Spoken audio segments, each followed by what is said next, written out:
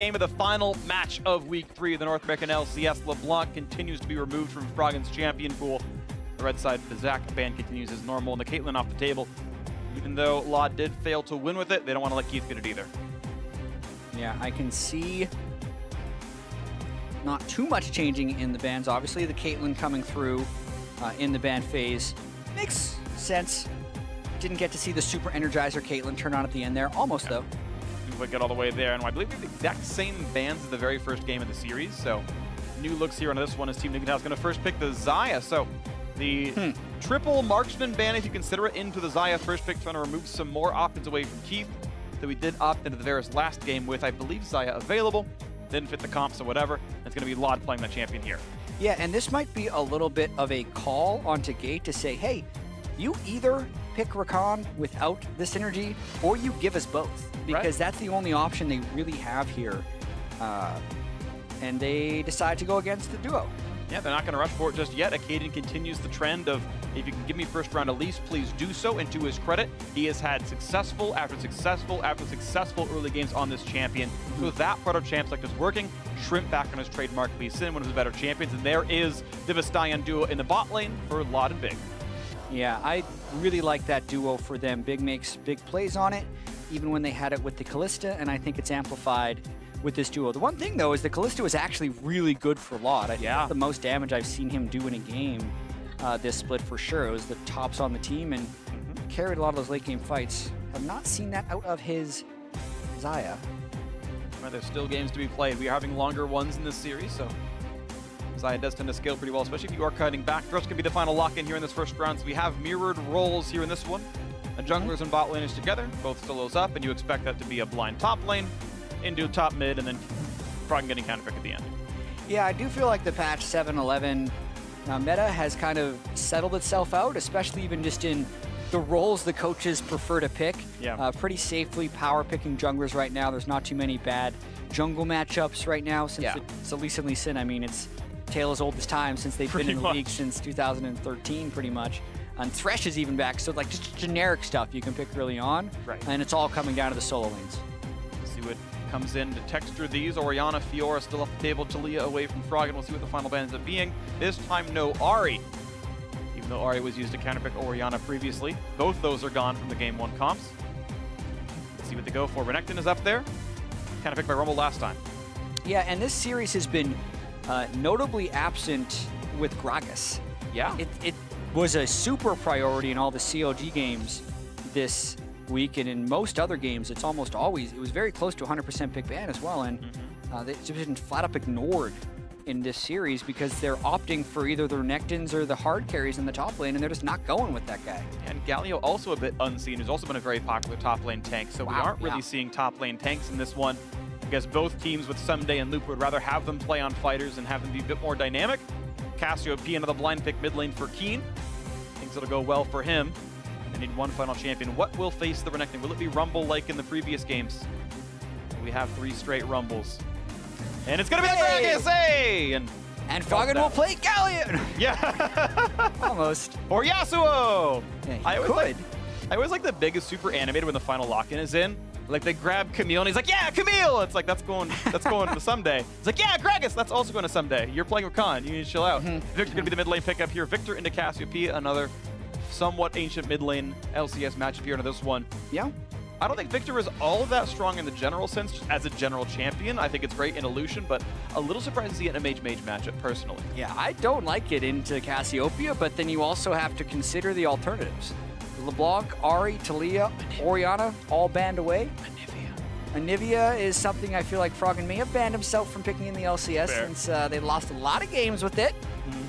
Good news is there's Corki buffs in 7.12, and it seems pretty effective, so maybe that'll be back in Froggen's champion pool as high damage safe champions and have the option of going in, but it doesn't matter here in this one because champ select is done for the final game of the week. You can see those lineups on your screen right there. Echo Fox in the red. Those are the 5 champions there. Team Dignitas in blue on the left-hand side of the stage, ready to go for who can take this one down. Does Team Dignitas stay in that tie for first place with, I believe, just Counterlogic Gaming? I think maybe Immortals. I forget if they're 5-1. I think they are. So a 3-way tie for first place is available for Team Dignitas to join Counterlogic Gaming and Immortals, or can Echo Fox drag them down to the giant tie for third? at 4-2, joining in with, I think it was TSM, and a couple of other squads here to this one. Echo Fox, again, having a pretty good split for themselves, and we'll see if they can close out this series or if it will be Team Dignitas. Yeah, and some standard matchups in this series. Interested to see how Ssumday's Gragas plays. We've seen a lot of disengage and macro map type of plays in this series so far because people haven't really played the true tanks that really look for the team fights. But right here, Team Dignitas, Gragas, Cassiopeia, Xayah Rakan, Lee Sin, all these things can work very well in a standard team fight. We'll see what they get for themselves as we are onto the rift for this final game of the week. Froggen on the Viktor, hoping to be that in this game. Doran's Ring Potion's pretty standard here. Keane on the Cassiopeia. More cleanse for him. Same for Froggen here. And as far as Team Dignitas is concerned, Cleanse is going to get rid of Varus as well as Thresh Hooks and Elise Cocoons. As far as Echo Fox, it's Xayah Roots and I guess Rakan Charms, but there's a little bit less to cleanse against Team Dignitas, but still decent with the Cassiopeia and things like this. I do actually like cleanse into Rakan. A lot of times QSS actually doesn't work great against it because the Grand Entrance is going to be a knock-up, and then the quickness is going to be a charm right after. Yeah. So the QSS, oftentimes, you're going to QSS one, get hit by the other, or wait too long to use it. But Cleanse, because it has a 65% CC reduction for the next 3 seconds after using it, if you just use it right away, kind of get rid of the airborne effect, then the quickness is only going to be like a 1/3 of a second charm on you, and you can get away. Yeah, so we'll see if that comes out and pays off for Froggen here in this one. Certainly Viktor can do plenty of damage. We'll see if that comes in. Stoneborn Pact on Thresh. We see it sometimes. I don't like it because Thresh is ranged. You only get half value off of it. It tends to be better to have Courage of the Colossus and be a frontliner, but it's still up for debate. 5% health is going to happen regardless. Akaadian, they're going to be invaded upon. And this could be pretty nice for Ssumday and Keane. Actually not getting that much done. Is Akaadian getting some of this? The barrel. What will it kill? Looks like actually nothing. It'll just help his opposing jungler. Oh, he gave one away. Akaadian could have seen the barrel. He gave away one of them. Yeah, he just needed to stop damage for a little bit. This slows him down even more. And also, considering the fact that Akaadian has done the Experience Quint, do Raptors, do Red, do Scuttle Crab level 3. How about one camp into the gank? He lands the Q under the turret, he goes! Oh no, Shrimp is gonna lose his life, but first blood still comes through in favor of Keane. You gotta say worth it for Team Dignitas. Yeah, goes all in on that one, and because they get the first blood, and because their mid laner gets to stick around, it gives them the advantage for now. And Akaadian... He's got cleanse though. Yeah, Akaadian should just go and pick up some of those minions that are gonna die to the turret. Yeah, he'll get XP, and that's worth more than a camp would have been. So many level 2 ganks from the Lee Sin lately. Just get that war jump while the mid laner's still level 1. Mid laners have been getting pretty cheeky with their trades in the early game. Just getting the war jump makes the Q very easy to land. High success rate, I'd have to say, on the level 2 ganks I've seen lately, but does trade the kill back, which isn't always what you want. Oh, Hook's going to land onto the Marksman, but a nice double knockup, though, means the trade goes pretty well. They've got the... Yeah, look at those feathers. Good damage onto Keith back there. Law forced to kite out with Ignite on him. Now, in terms of talking about the total value of that mid lane gank, of course, in the very early game, you do not get full assist pool. So it was not a full 200 assist gold first blood to Shrimp, but still obviously meaningful. It's still positive gold. The question is, how well can you farm on the backside of this one? Yeah, and how much does it set Shrimp back?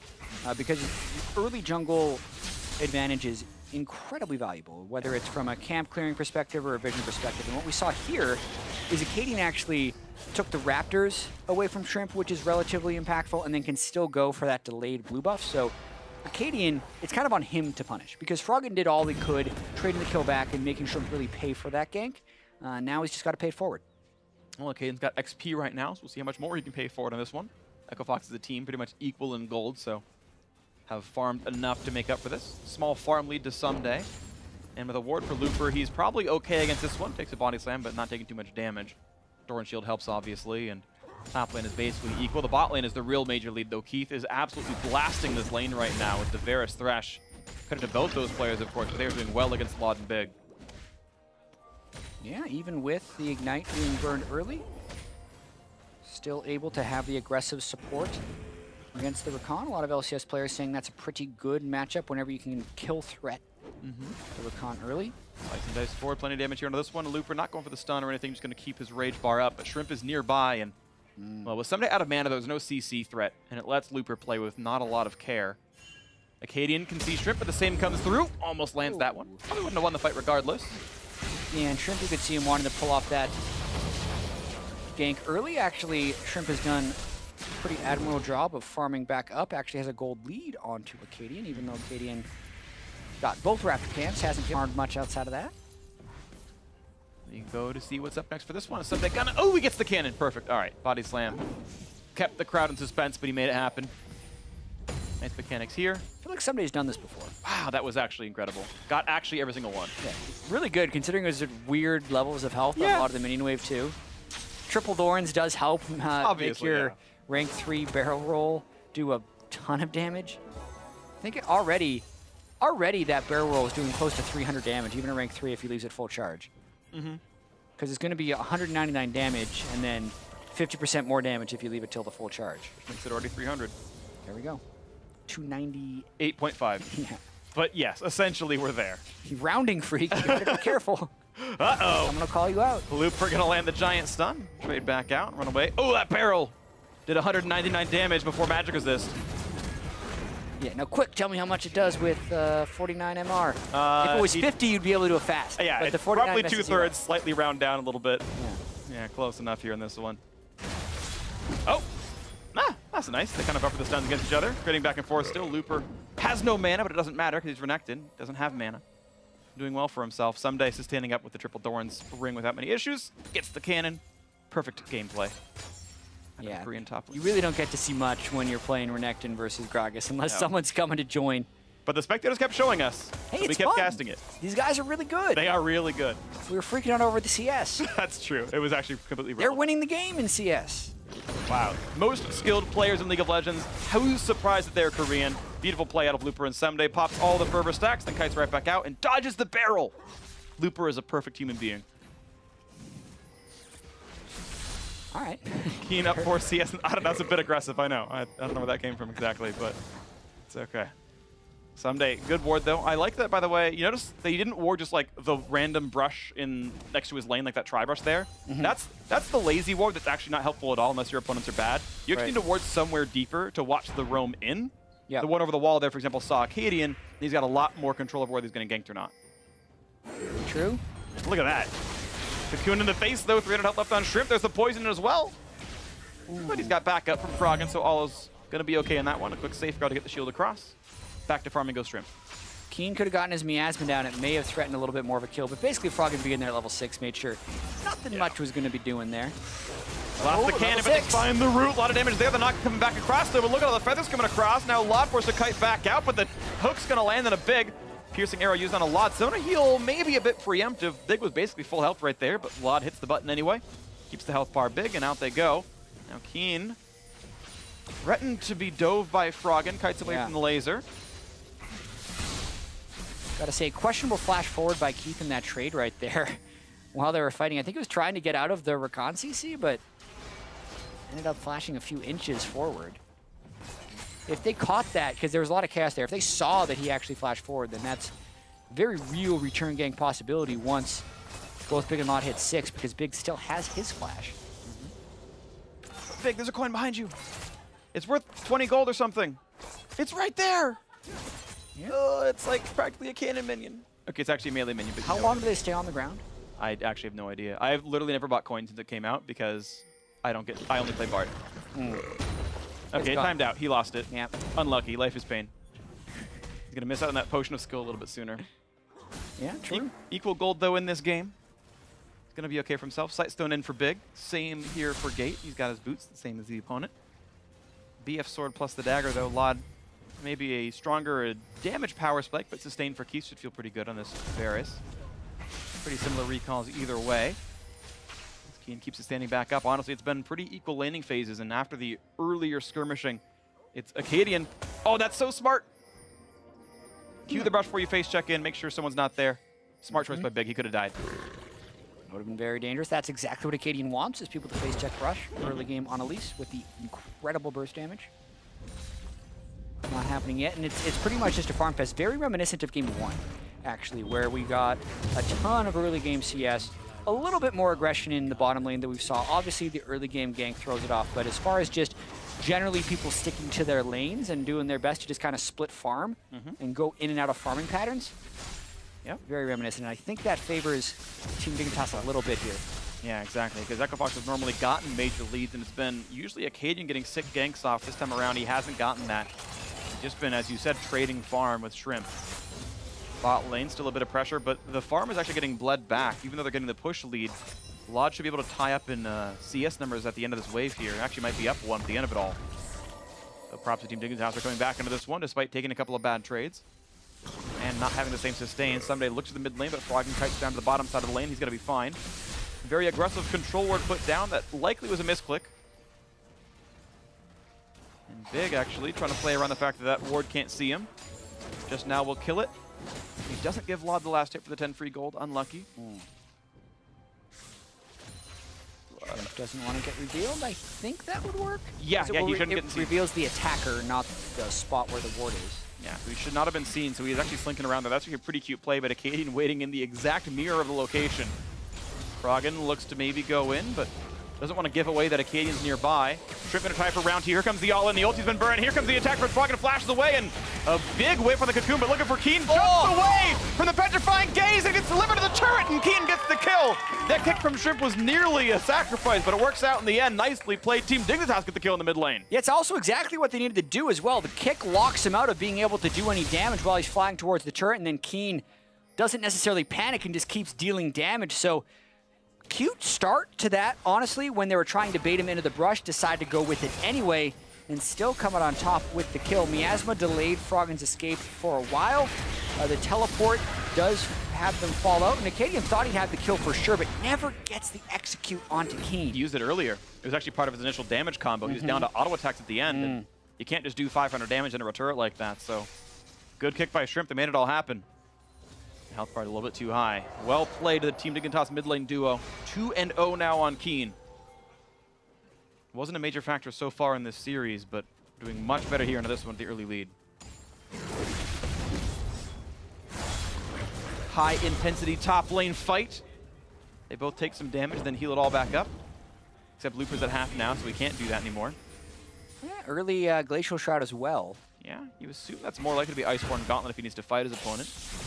Or it's Frozen Heart if he wants a team fight. It's basically the kind of consideration there. Yeah, and I think that Ssumday is going to team fight here, because even if he gets Iceborne, I don't think he's winning the 1v1 in Renekton. But with the Frozen Heart, there's no way Renekton's going to kill him, so. Ooh, a sick hook though. The CC is there onto the flay, onto the box damage. But here's the charm knockup. Big Feather Storm comes across, but Keane kites away from it. Not a lot of damage coming through for Lod, and then gets the Lantern back. Really like how they played that. He ran away from the feathers and took a Lantern back anyway. Getting away from a lot of that damage.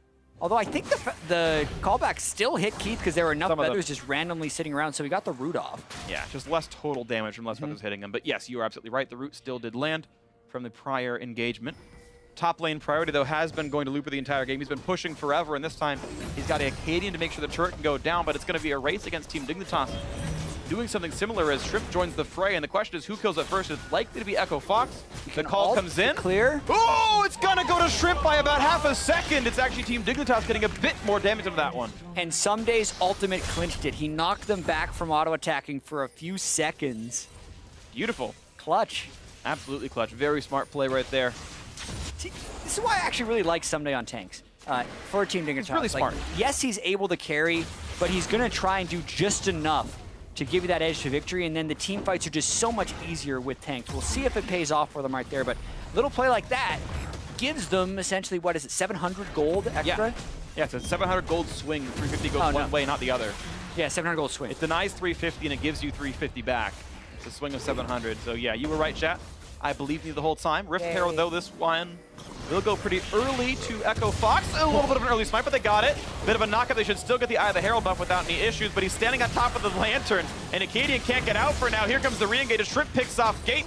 Back down to Earth goes Akaadian, now back down to the graveyard. He's been picked off. 2-for-0. Team Dignitas win the fight, despite the Herald going over to EchoFox. Yeah, now they can push mid. Froggen does have the Hex Core upgrade, but he's really low on mana and has no ultimate. So if they can threaten anything in the backside, he wouldn't be able to clear that minion wave.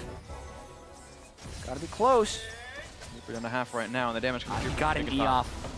All right, cleared the wave away. Right now, though, let's say 1,300 gold lead for Team Dignitas, and Shrimp looking for even more. Didn't have Q, so he ward hopped into the Krug pit just to make sure he can kill him faster. Watch this one more time. Big locks up Akaadian for quite a while. They never really let him get to that lantern. And then the rest of the fight, Keith isn't there. So Laud and Big being there make it pretty free for them to just kind of boldly run into the fight. It went well for them. We'll see if Echofox can pick up the scraps here as the gold lead actually stretched to 2,000 briefly, as they've got minion waves to secure and some minions and farm to acquire. See what they can get out of this one. Of course, you expect a turret to go down if you get proper Rift Herald usage. Top lane's already dead, but you feel like mid lane's a possibility with Froggen having a lot of power. And also, bot lane is almost deserted half the time now. It's kind of a, someone shows up, clears 2 waves, walks away, repeat back and forth. You show up a Rift Herald there, you maybe get the turret down with it. Maybe you can go there. Akaadian, of course, has free roam being the jungler. Slower start this game around. Early Ninja Tabby to survive some of the physical damage, but this time it's not so cut and dry as both Ssumday and Keane are magic damage focused. There's 2 magic threats. Yeah. It's pretty tricky to itemize against either one of these teams. There's pretty good balance of damage from both team compositions. A lot of good team fights starting by the team compositions as well. And then it's been Echofox who's generally held the early games in this series. And Team Dignitas, who, you know, last split had a lot of issues closing games as well because it was pretty much just Ssumday who's getting ahead. But in these situations, we know Shrimp can make plays. We know Big can definitely go and make plays on Recon. So they're sitting pretty right now as long as they can continue the trends that we have seen from them so far in this split. And it's Dignitas now with a gold lead for the first time practically all series, to be honest. Maybe the first time they've actually had up in gold for the last 2 hours of gameplay.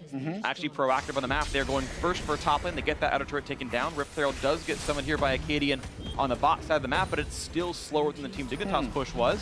The question is, can they get tier 2? That's likely if no one shows up. And you can see the Vestayan duo, Laud and Big, heading to the bot lane to counteract this. Yeah, Keith would want to go for tier 2, but he has no wards in the spot.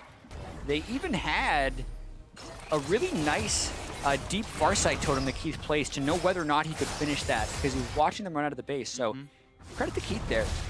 He gets that one, only gets half the turret damage here, and Ssumday gonna get cocooned! He didn't see Akaadian was coming. That's going to be a dead Gragas. Has flash. Gonna body Sam away for a bit more time, clear some waves out, but he's going to drop for this one. So a kill picked up for Echofox brings it a bit closer. 1,700 the difference. Yeah, mid lane under fire. Didn't really catch why he was so late on that recall. Definitely got a... I think he stayed for more waves to push. As just Laud and Big were going to defend. I didn't realize Akaadian was coming. Gotta say that's a misplay by Ssumday. Either way, they're trying to keep the waves managed. One thing that Echofox can do a lot better with the Viktor is keep mid lane priority better than they did in games 1 or 2. Because it's so easy for him to just clear the wave with one spell. We'll see if that can keep happening. It's certainly going to be faster than what Cassiopeia can do, so that'll help Echofox a little bit throughout this mid game. We'll see what comes up next. 2 minutes under that till Mountain Drake comes up. 2 minutes until the Baron Nash responds, though it's without either team having a major lead, unlikely to be killed before 30. Look at the play on Keane, not going to find that just yet. Just still playing the wave clear back and forth. And we'll see when things start to come through. Shrimp waiting in the wings in the mid lane, but you can see Froggen hugging his control ward to make sure he's safe. That's always correct to play to the side of the vision, or the side of the lane where you are less likely to be ganked from. When you have a ward, you're not likely to be ganked from there. Yep. Smart play, as usual, by Froggen in the laning phase. Been so dominant this year.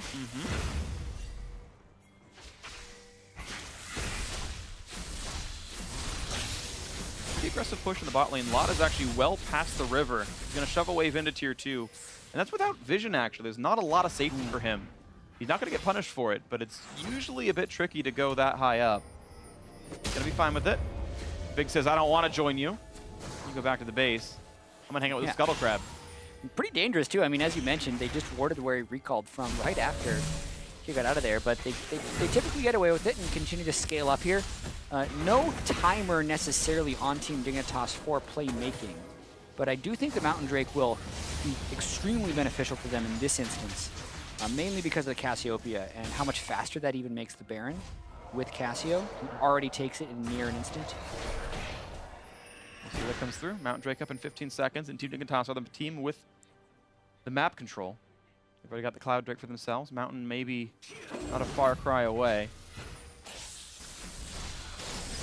What happens next up here is mid lane getting cleared back and forth, and lanes being switched around. Froggen now is going to take the top side of the map, so he's nowhere at all interested in being near this Mountain Drake. Shrimp going to solo it with probably not even a glance from Echo Fox. Yeah, really good, actually, sneaking in the back. Echo Fox not really caring about the Mountain Drake in this game. Probably don't necessarily feel like they're at that point yet where they can fight. Looking at Froggen's build, just Sheen and an upgraded Hex Core, not a big threat in team fights when compared to the Cassiopeia right now. So potentially the right call to let it go, but Team Dignitas smartly go for it almost immediately. Yeah. Froggen's build's kind of interesting because Sheen and Phoenix Codex don't build into anything together. Now, they are both CDR items, and if he really wants cooldown reduction, then, hey, you've now got 30 from items, and that's really good. Usually with runes, you hit 40 by the end of the game. Right. I don't think he meant to go Ether with. I think he just wanted a CDR burst to get some good damage on a Shrimp, and now got to fight for the blue buff. Yeah, it could be true. It's interesting. It's atypical. When you have the upgraded Hex Core, the CDR scales super, super well because you're always refreshing that move speed over and over again. But yeah, I agree with you. This is not normal from most Victors. I think you either go completely Sheenless and just into the full AP route when you're staying really far away, or you go Lich Bane quite early where you're planning on being a little bit more short range and trying to burst people up very quick. So. Trying to split his... Oh! Jake gets caught out there, pops up, and there's the damage up from the brush, and they finally get the play. Keith, again, finding the big Varus ults to engage the fights. Yeah. Alt Flash is his new favorite thing, because he seems to do this all the time when he plays Varus. Gets the pick, but can they do something with it? I mean, it's 21 minutes and 30 seconds. Normally when you get a pick, you move towards Baron. They have control wards, but they do not have very good Baron killing. Yeah, they don't right now. So the question is what's going to happen here in this one, because there's still enough wards from Team Dignitas that it's not a sneak just yet. You can see that blue trinket ward right there. Echo Fox back in the mid lane this time. They are going to at least match the minion waves this time around. They've now got 20-second window between this wave dying and the next one showing up.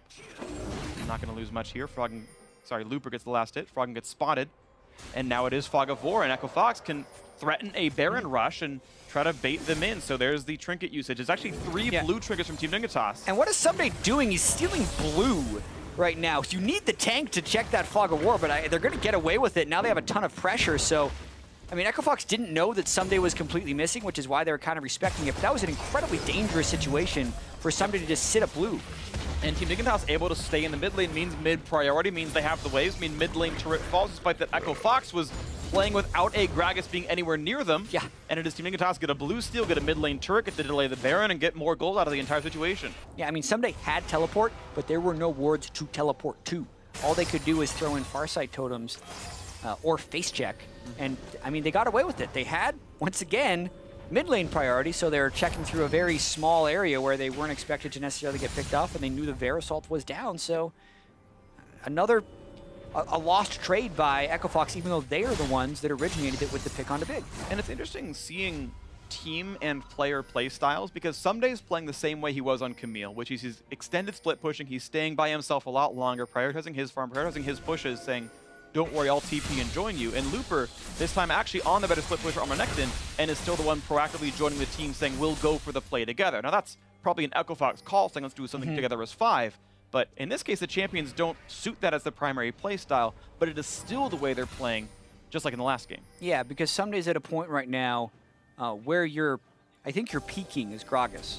When you have the high CDR build, your base damages are there, and people haven't built Void Staffs or Last Whispers to cut through your huge resistances and self-healing. So I think Team Dignitas should be looking to teamfight around now. They even have the Static Shift Power Spike onto Xayah, but Ssumday just chilling over in that side lane. Maybe we see a TP play sometime soon if Echo Fox tries to push up.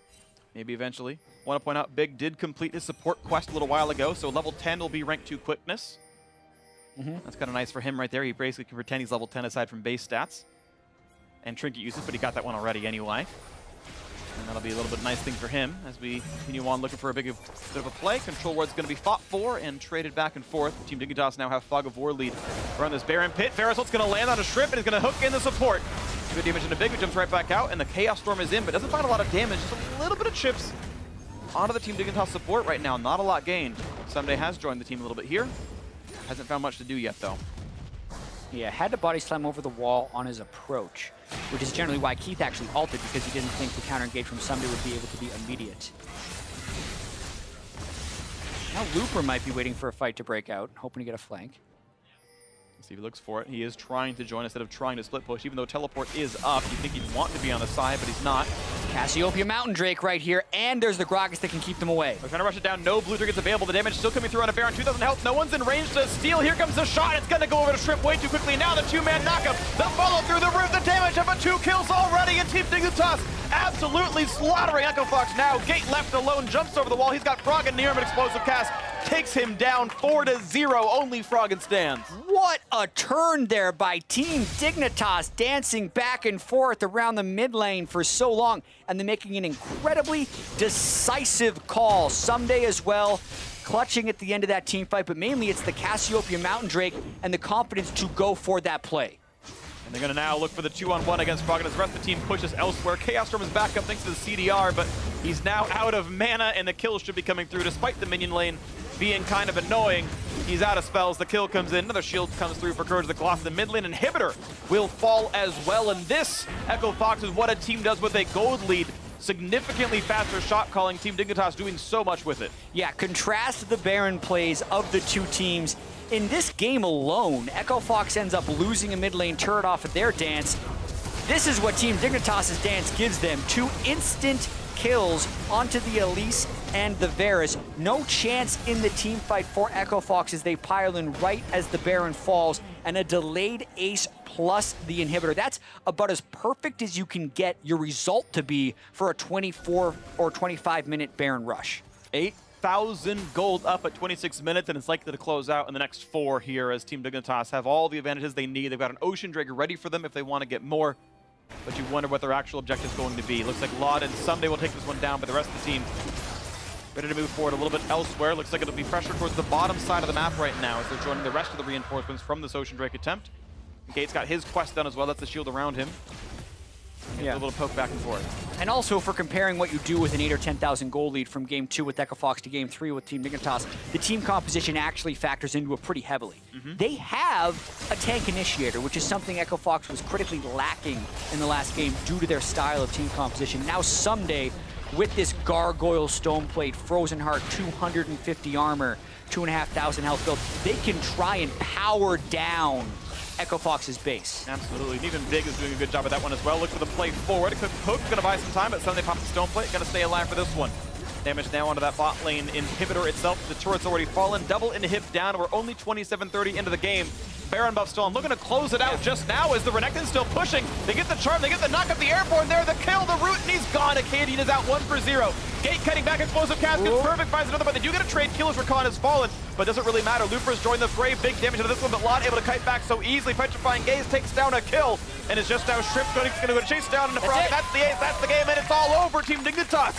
They needed a comeback win in Game 1, but this one is a 28-minute slaughter as Team Dignitas will keep their first place tie. They will take down EchoFox 2-1, and they close out Week 3 at a 5-1 scoreline. And what an explosive ending that was. 10 kills in the first 2 minutes of their Baron power play. They danced around a lot of the early game, and they were justifiably patient because Team Dignitas knew that with the Cassiopeia, with the tank, and with the way they can macro play around Baron, that they would be fine. And they absolutely execute down the stretch for the 28-minute win. 1, 2, 3, Great plays out of Team Dignitas. You put Ssumday on a tank, and it's their best looking game yet. It's interesting when you've got a player like this who's by many thinking to be him. Many think that he is the best top player in the league. Why doesn't he play Fiora every game? Why doesn't he play Camille in every game? When you put him on Gragas, and look how much better the games look. Of course, some of this was Akaadian not getting the same early game from before. Shrimp had that level 2 first blood in the mid lane. Certainly this game went differently. But it brings up questions. If Team Dignitas have a good early game, look what their games look like. Yeah. And EchoFox don't, look what those do. Akaadian's been kind of carrying them through a lot of their early games. This one, though, not the same impact.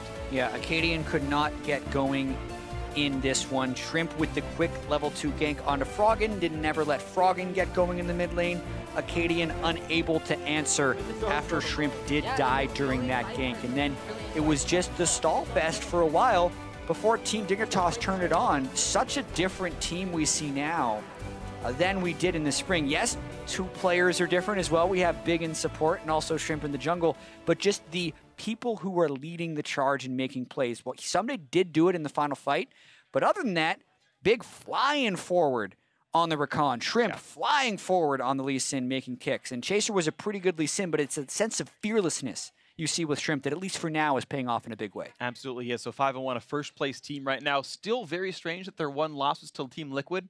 Out of nowhere, right? Yeah, Team Dignitas. That puts an asterisk right next to their first-place tie right now. I mean, it's like how people said TSM was 17-0 because Phoenix 1 was special. It's like, somehow, like, by most rights, Dignitas should be undefeated right now after 3 weeks. You'd almost consider, and that's weird to say, like, that Liquid loss doesn't count. I know it's strange. I'm going to get some flame for that one, but, like... Definitely counts. But I understand what you're going for. But you understand what I'm going for, you thought they would win that game. They've beaten everyone they've come across basically here, and certainly it's you know, what a good run. And I'll bring back the soundbite from Spring Split, where Lod said, you know, I've had some, you know, medium skill teams before, but now Team Dignitas, everything's here for me. If I don't have a good split, it's just my fault now, because my teammates are so good. And this time around, it is a good split for everyone. They're all kind of performing very, very well. I agree, the upgrades of Shrimp and Big have been awesome for this squad, and it's working.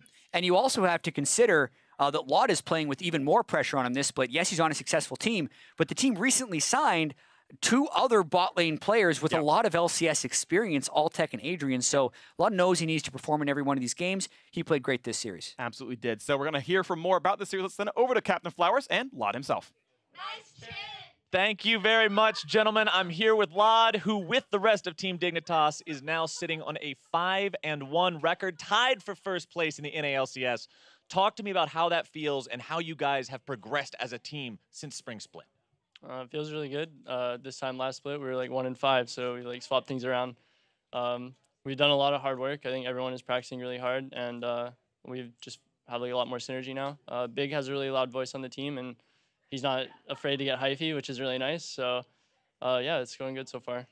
Now, every time we see Big, he always seems so excited and so energetic on screen. What's it like, the synergy that you two have built up? You talked about the hard work and that coordination and that teamwork together. What about you two specifically in the bottom lane? What's making this work and click for Dignitas? I think we work really well together because we don't take ourselves like too seriously. You know, like when we make mistakes, we're not afraid to call each other out on it. And I think that's really important to have in bot lane. And yeah, I don't know. He's actually like super energetic and hyphy like all the time. Like what you see on screen is like how he is. So, you know, it's enjoyable to work with, and I really like him. Yeah. Sounds like a fantastic team environment. Now, we mentioned you guys being 5-1 at the top of the NA LCS standings. Now, that's not a lone crown that you hold. You currently share it with Immortals and with CLG2. How do you guys feel that you stack up compared to those teams, and what are you expecting, especially considering in the upcoming week you are squaring off against Immortals? I'm just really excited to play them. I mean, I'm not really sure what's going to happen. I think we're all really good teams, like all 3 of us. And I think it'll just be like some really close matches. So I'm just excited for it. All right, one last question specifically pertaining to that bottom lane once again. That's going to be you and Big going up against Cody, Sun, and Olay. And then eventually with CLG, you got Stixay and Afromu as well. How do the Dignitas boys compare to their opponents in the bottom lane? I don't want to say anything too much right now because I don't have like the most confidence in my play, but I'm looking forward to it. They're both really good bot lanes. I think we're a really good bot lane, and I think it'll just be good. It'll be a good matchup. So, yeah. All right, good to hear it. Best of luck to you. Best of luck to Dignitas as a whole. We're going to go ahead, toss things back to the analyst desk or back to the casters or wherever we're going to be tossing. I believe it's the analyst desk for the final time today. Thanks, guys. Where's it coming from? Where is it coming? Who's up next? Captain Flowers, is it the where are analyst you? desk? Captain Flowers? I think it's us. I think it's us, Mark. Oh, you know what? I think it is. There it is. Oh, all right, hey. Good on Dignitas. That's how you close out a game there. Building up a nice little early lead. They find the right fight for them to get the Baron, and then with a single Baron buff, they close it out, getting business done as would be expected, moving to 5-1 at the end of week 3. I like what they did with the draft this time around. Instead of going like, let's go hyper late game because we're sure once we get there we'll win, why don't you just secure your early game so you don't have to worry about playing from a deficit, go into the mid game relatively even. And also Ssumday on a tank. I know everyone wants to see like the best top laner in the league on a carry, but he's also one of the best tank players. Yep. Great to see him on Gragas against Renekton. Went completely even in a matchup that we saw. I think it was the FlyQuest series go horribly wrong for the Gragas. So good to see that he's just held on a lane phase, found some good engages later on, and they played the team situations out well. I like that point around pivoting away from, like, yes, we're confident in our late game play and that if we were to get there, we could win the game. But hey, if we just match the opposing team's strength, get through that part of their gameplay, even in the mid game, we will win the late game just by virtue of being the better team in this situation. I want to jump into our replay here. Waste no time. 25 minutes in. 4 for 0 off of a huge engage here by Big plus the Baron. You see a huge flank. It's just a good call to melt it down as well with the Cassiopeia and the Mountain Dragon making that free. And then once you have it, you know, they're a little bit too late showing up. You get a nice stun. Follow up with the knockup. Both him and Ssumday together. Yeah. I have to also call that just the synergy between the two of them to hit the same carries at the same time with both their flashes. Very I mean, key. the flank is super important because a lot of teams struggle with flanking, but having that with the initiation coming in from the front side, you just kind of slam them from both directions at the same time, and then you get to get a couple kills. Now let's go ahead and compare this gold graph to the gold graph from game 2. Where we had the little that kind of heart rate monitor. That little peter out, you know, with the nice early lead for Echo Fox that peters out. This is the exact opposite. Once Dignitas gets the lead, they close it out very quickly, very cleanly. And I gotta say, I think Dignitas probably has the best Barons around the 20 to 25 minute mark. They're extremely... When have we ever said that about I know, Team this Dignitas? is new look Dignitas, man. Oh my goodness. And they're just super decisive. If you're not ready for it, they'll sneak them on you. They've done this numerous teams. They did the TSM amongst other teams. And then even after that, they're still really, really decisive in their team fighting too. So you have to be careful not only around the Baron if they're doing it, but if they're potentially baiting what their turnoff's gonna look like. Now, player of the game kind of matches the first point you made on the segment. Is going to go to Shrimp, but for his ability to kind of match Akaadian in this game where he struggled with it in game 2. So kind of stepping up to that plate of knowing who's going to be the early action creator for Echo Fox. Can I match that and keep us even or ahead throughout the early game? He's done a great job ever since he's been subbed in. Even the series that they lost to TL, he got subbed out in game 3 despite playing well in game 1. Game 2 was a little bit of a risky business because he kept going down bot lane and got turned a couple times, as well as that invade on an... Oh, that was Chaser actually who had the invade on the Olaf. So even more to the point that ever since he's come in, Shrimp has been doing great. And in this game as well, matching Akaadian, who's kind of still an early game monster. And now let's talk about Dignitas a little bit as a whole. Because sitting at 5-1, up there tied for first in the league as a team, they still have a few of these series that definitely feel like they could have easily gone the other direction. Again, you don't want to see them slow bleed to death like they did in game 2. You want to see more of these game 3s out of them. So what's your assessment of them alongside, say, Immortals, who's up there in that top tier as well? There's a bit of a question mark still for Dignitas for me. Their early game has been exploited a little bit. They still seem like they rely on Ssumday, and then they have these really aggressive Barons that have been working out. But if they ever slow down in that, or if it goes past that mark where you're starting to go to the 30-35 minute Baron, it does feel like they lose a little bit of steam. Okay. So I would want to see them against some of the better teams performing, and next week for them is pretty tough. I believe they have Immortals and C9, I believe. But if that's going to be your really make or break week where you prove your mettle. Well, and then, okay, so then referencing, you know, the interview that we just had with Laud, he himself kind of speaking about his own confidence, a little bit of reservation there. Well, funnily enough, if you contrast that to the way that he spoke when he came into the league, definitely a little bit more reserved and humble in his response this time around, even while the team is finding success. I mean, you have someone signed to back you up just this week. You're probably going to be a little less brash in your talk. That's a good point. You know, you have Alltech coming in to back him up, as well as Adrian coming in for support. So there's a couple extra people joining the team. You're probably not going to go around running your mouth quite yet. Right, exactly. But the wins are coming through for Team Dignitas. That's going to close out that series. Now let's go ahead and pull up the player of the game leaderboards to see who individually excelled in week 3. Hanser, Jensen, and Looper each earned 2 awards each, while Big, Bjerg, and 14 others picked up a single honor this week. Now, if we switch over to the split-wide leaderboards, you see that Froggen, Ssumday, and Xmithy are neck and neck at 4 accolades each, with players like Looper and Sneaky close behind at 3 POGs.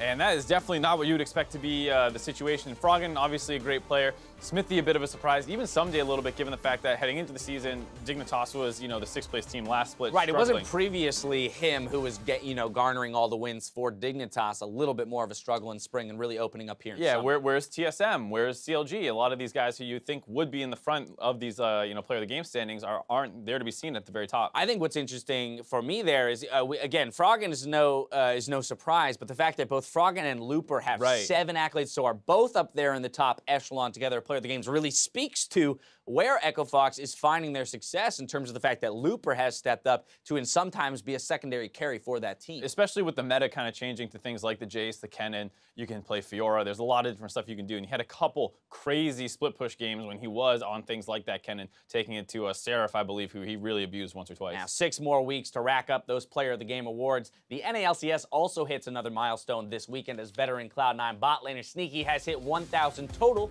regular season kills. 1,001 actually, as he just barely eclipsed it. He joins the likes of Wild Turtle and Doublelift for the players who've hit that benchmark. Again, we talked about him. For me, the story of Sneaky is his consistency as an AD carry from his, joining the LCS years ago to where he is now. He's very much embodied the role of an AD carry, not necessarily a star, but he's always there and he's always servicing a victory. There's nothing more you could really ask of him. Does he need to be the super lane dominant player pulling tons of resources to the team? No, he's always had someone else who's able to fulfill that role in this team, and he does exactly what they need him to do, as well as you would never hear a bad thing about this guy behind the scenes either. Yeah. A lot of players, oh, he might have a bit of an ego, this or that. You see Sneaky, he's just such a troll the entire time. Exactly. It's hard yeah, he is who you see there on the stage very much. So it's funny, even in that interview, he's joking about the fact, he's like, well, I probably would like to get more kills, but we're handing them over to Jensen constantly. I mean, Jensen, by the way, racking up some crazy kill numbers so far this split. Now, though, it's time to pull up the standings to see how teams finished in Week 3. Team Dignitas Immortals and Counterlogic Gaming continue their hold of first place, while Echo Fox and Cloud9 drop to 5th at 3-3, followed by FlyQuest and Team Liquid, who will try to bounce back from 8th in Week 4. Meet us back here Friday for more North American LCS. It all starts with a battle for first place as Xmithie's Immortals takes on Afro Moose Counterlogic Gaming. That'll be a very exciting one, followed by Phoenix One looking for their first win against Echo Fox. In that series, Immortals versus CLG, how you feeling about that one? I mean, you got to talk about the junglers, right? They were the ones who traded out. Both of them at the top of the standings now, a trade that worked out phenomenally for both teams, and now they really get to kind of prove that, like, I'm the guy who's in charge now, and I'm going to make my team better than yours. It's going to be a great jungle matchup. I'm very excited for it. We have to wait a full week to get it, though. You came out today on Twitter to call out your big plays of the weekend, and here are just a few replays we couldn't resist. Brought to you by Acer. Our first tweet comes from Trichromatic, who pointed out the Xmithie special. You've fallen for one of the classic blunders. Never go for a 50 Baron against Xmithie. Take a look.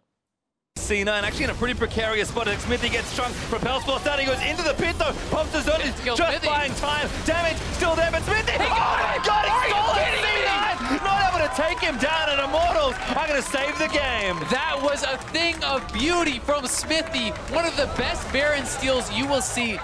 I'm gonna try to go in. Can you go in, Eugene? Not really.